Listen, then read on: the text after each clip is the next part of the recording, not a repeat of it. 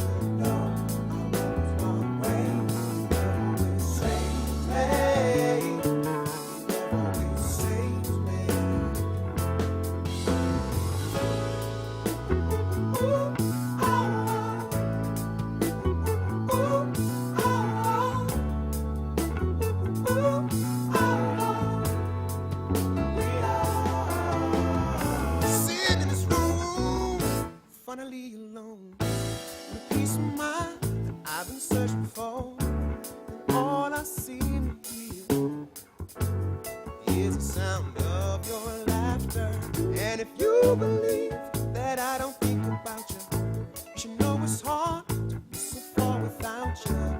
And when you hold my hand, it doesn't matter how far I may be. No, I'm home. I was there like a star. Always lives in your heart. So let's enjoy our time. I'ma lean on you, you lean on me. So good when we're together. Hey.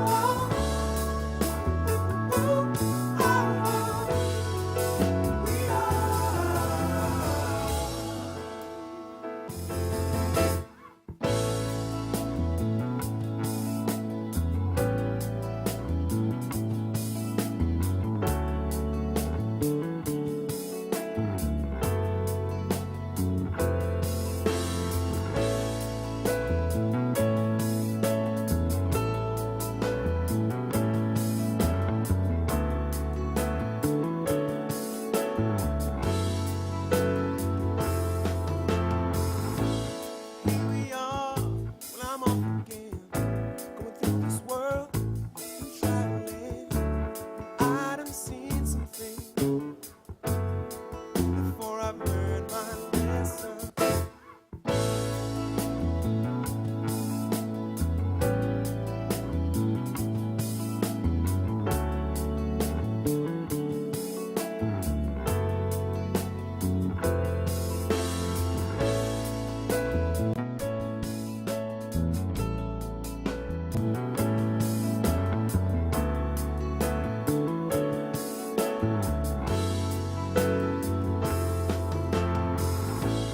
Here we are, well, I'm off again, going through this world and traveling. I done seen some things before I've learned my lesson. I know you're tired, simply the only way I know to give you what you need. So please hold on tight. You're on the mind for you. I should know I was my way. Always.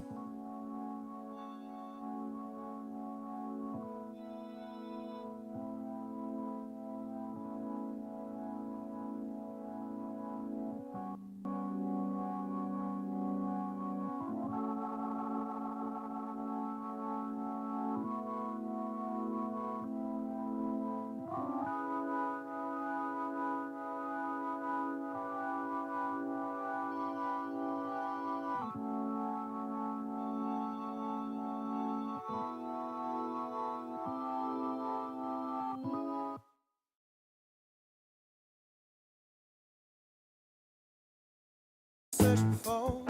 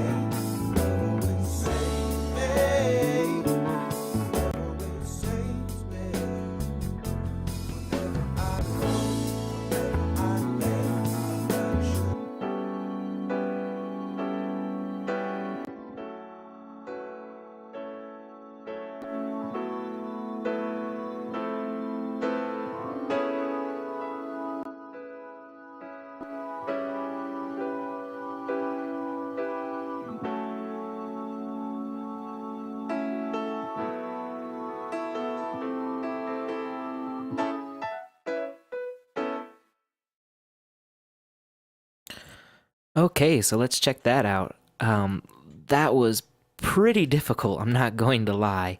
But let's go ahead and check out what I did. Of course, there could be a little bit more tweaking, a little bit more tweaking, but for the sake of time in this video, I think it sounds pretty good, and it was sitting in the mix pretty good. So to start out, I use this tube emulation here. Like I've been saying in all the videos, this is my workaround for not having a console emulation in the stock plugins.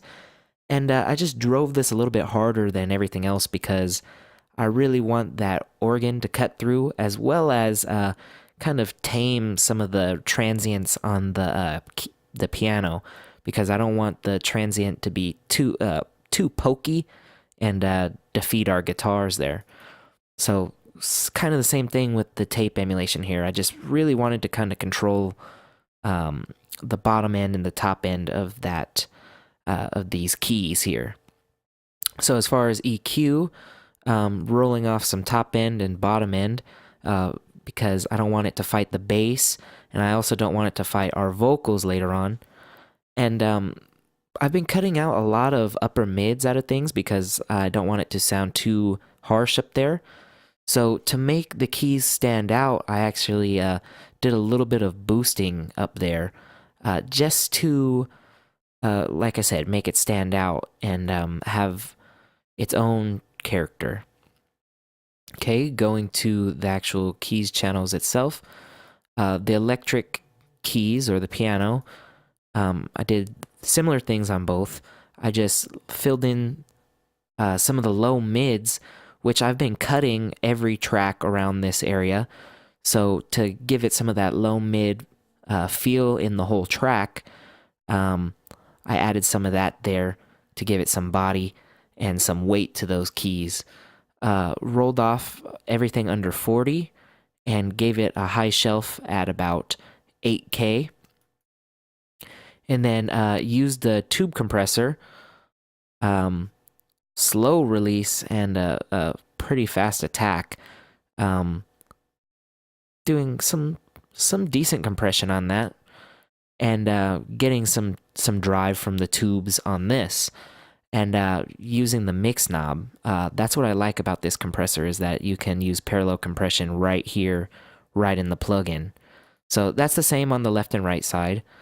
And of course, this can be tamed throughout the track with volume automation. That would definitely add to this track, because there's some spots where the organ needs to be a little bit louder and a little bit quieter. So that being said, let's take a look at these organs. So as far as EQ, I'm adding some low end here, just to give it some real weight to this organ, and filling in some of those low mids once again. Adding some mids here, just to make those organs cut through. I mean, they were just kind of buried in the mix. And then a high shelf at 8K also. Similar settings here on the compressor. Just I'm driving it all the way. I'm getting heavy compression, faster attack, and an auto release this time, and only using the mix at about 40%. And that really helped this cut through, actually, and added some character. But I felt like it still needed more character. So what I did was I used a great plugin. This is one of the best plugins in Cubase, if you ask me.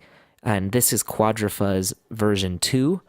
What it is essentially is a multi-band distortion unit. But you can also add delay, and it has a gate on it. These gates are really cool because if you have like some hiss from using analog emulated plugins, you can just use a gate on like the high end or the upper mids, and it takes that away without gating the whole entire track. It's really, really useful. And this also has a built-in mix knob, which if you're a mixer, obviously a mix knob is very helpful.